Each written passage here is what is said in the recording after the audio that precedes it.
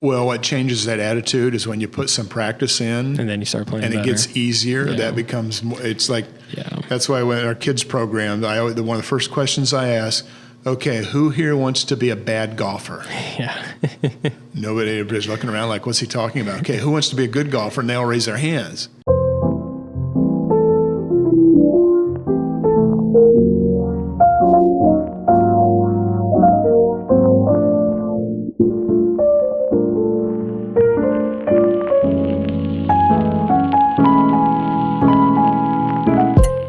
Hello and welcome back to I Hate Golf, It's Awesome, a podcast presented by Eat Golf. My name is Caleb Eberly and we've got a bit of a different show for you today. The main difference being that you can now watch I Hate Golf, It's Awesome on our YouTube channel. Just search for Eat Golf on YouTube. We're going to be filming all of our episodes moving forward. So not only can you listen to us on Spotify, Apple Podcasts, all that stuff when you're in the car or in the kitchen doing dishes, but if you want to, you can watch every episode going forward. So we're excited to be able to bring you the video of that. It's also going to allow us to do a lot more video content moving forward because of the setup we have. We're going to do a lot more of the From the Course series. We put out the first one sometime earlier this week. If you want to watch that, we did a couple holes up at Hyde Park in Jacksonville. But yeah, we're going to be going around to different courses, filming our time there and just talking a little bit about what we thought of it and stuff like that. So we've got some other stuff in the works, but definitely search for us on YouTube, subscribe to that channel, like, review, all that stuff. The other difference today is obviously the star of the show is not here with me. We filmed the rest of this episode yesterday, but we had an issue. And by we had an issue, I mean I had an issue. I forgot to press record on the first segment that we did. We kind of recapped the match, Champions for Charity, talked about that for a good 15 minutes, and I did not press record on the audio recorder. I think I was so kind of focused on filming that just kind of slipped my mind. So I did have the audio from the cameras, but I did not have mics hooked up to those. I went back, I tried to save them, but there was just too much going on in the background. So we're going to have to cut that one, which honestly, I think is fine. I think everyone's talked about the match enough. It was entertaining for sure. It was something to watch. I think it did better numbers than The Last Dance somehow. Yeah, it was pretty good. It was a lot better than the TaylorMade Driving Relief. It was a lot better than the first edition of the match. They raised a ton of money, which is awesome. I think $20 million or something like that. We all got to watch Brady kind of go out there and show that he is somewhat human. Although I will say there's been a little too much probably made about how poorly he played. He could probably still wipe the floor with half the golfers out there. I mean, that stage pressure playing with Tiger and Phil and Peyton, who obviously has a lot more time to play golf since he's been retired for 5 years now. So I think Brady kind of showed that he is a pretty good golfer with that chip in from what was it, like 130 out. I mean, I don't like Brady, so I'm not trying to defend him too much, but I just think a little bit too much has been made about how poorly he played. But overall, it was pretty entertaining. I think the addition of Barkley was. We talked about this a little bit in the segment that's gone now, but my dad's not a big Barkley fan, so. You know, we had a difference of opinions on that topic, but I thought it brought something different to it. I don't know if I want Barkley calling the Masters or anything like that, but I thought for what it was good. Also, Justin Thomas did a great job being the on-course reporter. I think it was a really good idea to have someone out there who knows those guys, who knows the course, knows golf. Really, I would much rather have him out there than just some broadcaster. So good job by him. There's really not much else to get into about the match. Obviously, if it wasn't clear before, there's definitely going to be a match 3 with Tiger winning this one, Phil winning the last one. it's only a matter of time. It'll probably be sometime next year. I already saw Curry said he wants to be involved. I wouldn't be surprised if they stick with the bringing amateurs, bringing other athletes in to play with them. Probably stick with NFL or NBA guys. Mark wants to see hockey players out there, which I think would be a lot of fun. Honestly, I would just pay to watch hockey players play golf. I think that'd be great.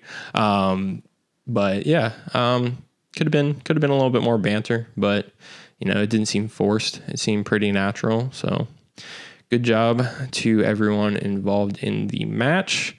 The next thing that we talked about, in which I actually did remember to press record, is we talked a bit about being a player and kind of what that means, what the difference is between being a golfer and being a true player. So this might be a bit of an awkward transition. I don't remember exactly where we picked up, but we are going to go now to the star of the show, talking about what it means to be a player. So thanks for tuning in. Okay, I just double checked and we are officially recording with hot mics. That was definitely my bad, so apologies for the terrible audio for the first pretty much half of this podcast. At least I thought we were going to spend like 5 minutes on that. We ended up spending close to 15. So yeah, my bad. That's over. Yeah, that's over. So what I wanted to talk to you about today, and this is going to be another time of me springing a topic on you, and hopefully you'll have something prepared, because I asked you what you wanted to talk about this week, and you just said, I don't know. So I had to kind of come up with something. And what I wanted to talk to you about is something you mentioned in one of the videos we did, specifically the swing videos. Oh, no. When you were talking about Chipper's swing, you were talking about the difference kind of, and I'm definitely paraphrasing here, but the difference between being a golfer and being a player, and kind of taking that next step from someone who's good at golf and can hit some shots and stuff to actually kind of becoming a player. And I just wanted to know, like, what do you consider that process to be? What do you consider someone who you would consider a player to be able to do? Stuff like that. Well, as I think I had said, it's the step from going from being able to swing a golf club well and hit the ball well to being a player. There's a big step over there, and there's a big difference. And I guess the story that I would use is the first time I went to play in mini tours in South Florida from Ohio. I played golf with this guy. I didn't know who he was. It was like my second event, the second day. And I just out-hit him and outplayed him the entire day and didn't think much of it, because I always observe the guys I'm playing with. We were playing threesomes, and it's like, I outperformed them both. I used to hit the ball a long way, so I out-distanced, and I played well. And turn our cards in, and I'm looking at the board, and this guy just shot 69, and I shot 71. And it's like, what just happened? Mm-hmm. It turns out that was Gary Koch. He had just left the University of Florida and was playing in some mini tours before he went after his card. Yeah. So he was an outstanding player. Uh-huh. But that was the first time I experienced that. Mm-hmm. Because my experience was hitting the ball, hitting a long way, hitting the green. And what I saw in him, he knew how to play golf. Mm-hmm. He didn't have to hit perfect shots to make a good score. He evaluated things differently than I did. I had a penalty stroke that even cost me in that round. And I remember him saying something to me casually walking away. You could have done this instead of what you did. Mm-hmm. Things like that, understanding the game. As I told Chipper, it's like, Chipper, when you walk to the first tee, there's 30 things you have to factor in instead of just where I'm going to hit it. Mm-hmm. I mean, there's so many factors. You have to be thinking about your next shot, where the pin's at, What club do you want to be hitting with your next shot? Yeah. What angle do you want to be hitting into all of those factors? Where's the wind? Yeah. Do I need to hit it lower? Do I want to hit it? There's so many things that come into play. Yeah. And another part of that is the hardest thing for me to get past was because of that and being a perfectionist, when I hit a bad shot, is getting over that and letting it go instead of letting ruin the next 2 or 3 holes. It's learning emotionally and mentally how to play golf. And that's probably the hardest part for most people.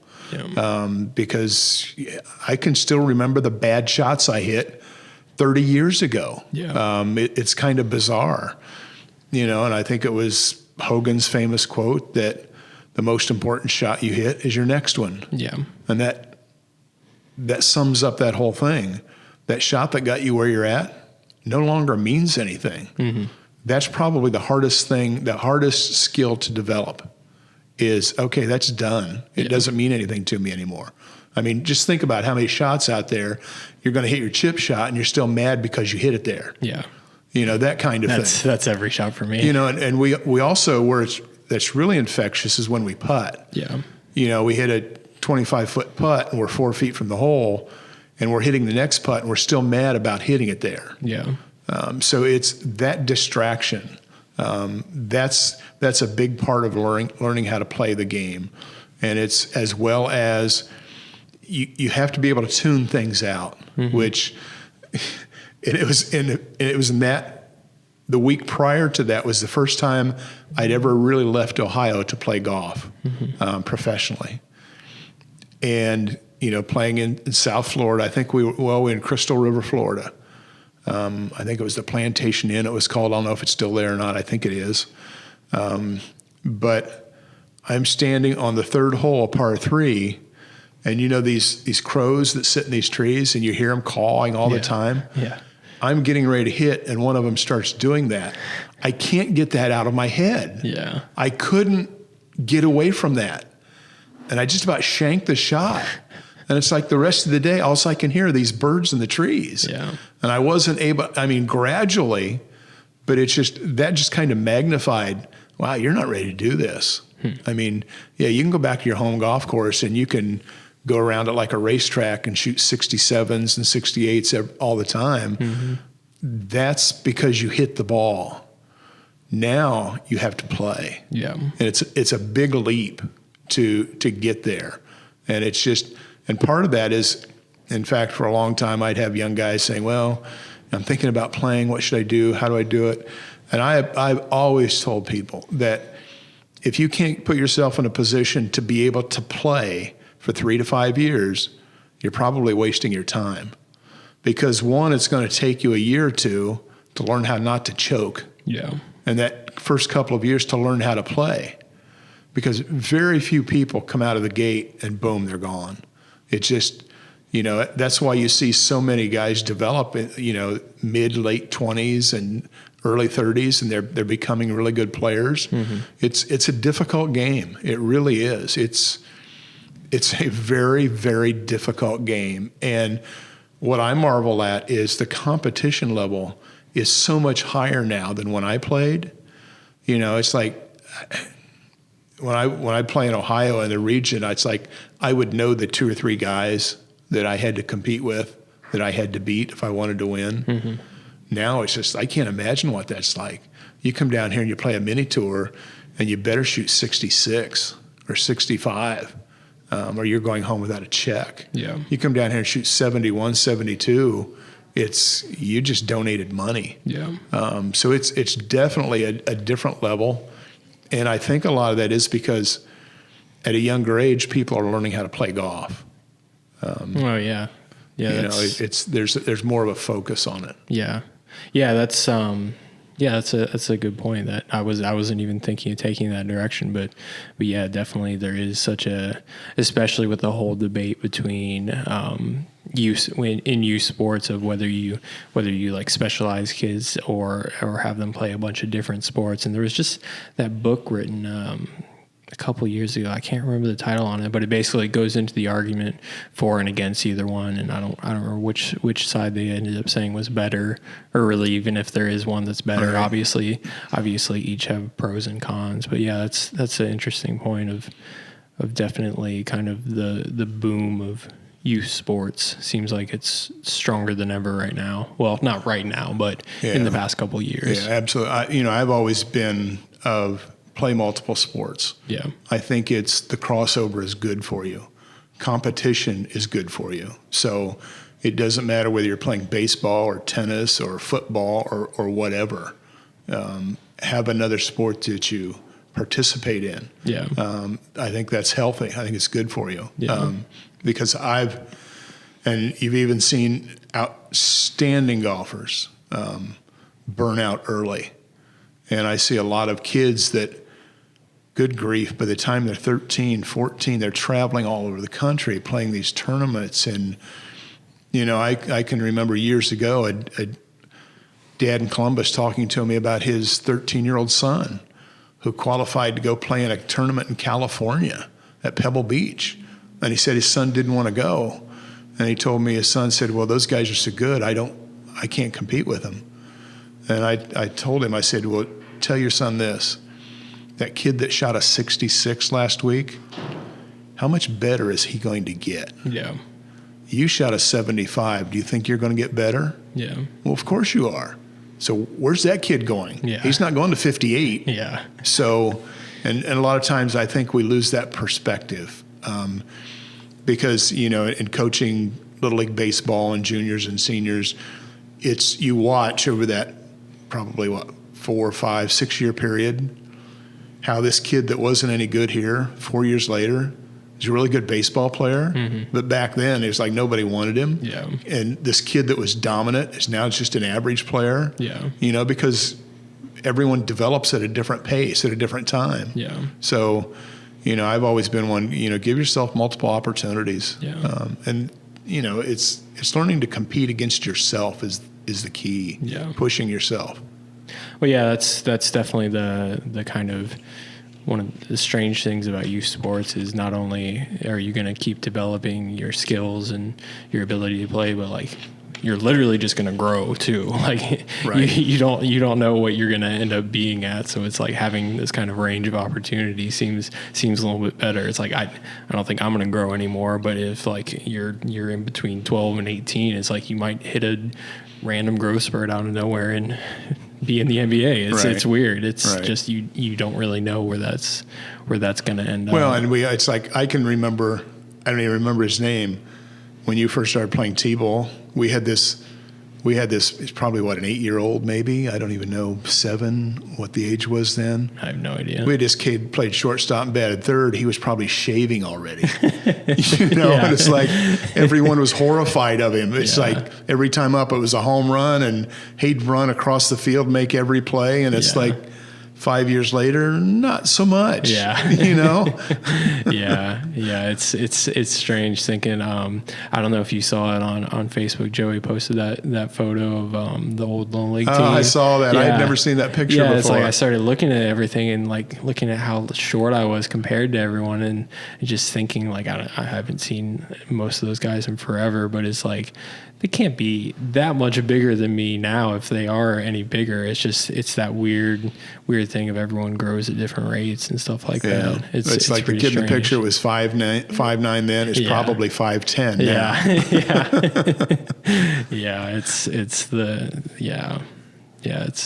It's strange. Anything else you want to say about I guess actually I do. I have a question. So, and I'm not saying I want to do this because I have way too much on my table to even possibly think about this, but someone like me, 27, I don't know what my handicap is, 11, 12, 13, 14, 15 on a bad day. What would my handicap be? Somewhere around there? It'd probably be 10, 12. Yeah. So I don't have an actual handicap, but if I was a 10, 12 handicap and I wanted to dedicate, like you said, 3 to 5 years, what would that look like? I even had a chance? I just had that talk with someone this morning. They were asking me about this young kid that said he wanted to play golf. I told him, I said, everyone sits on the couch and says, here's what I want to do. Here's what I want to be in 3 years. You know, I got that question a few days ago.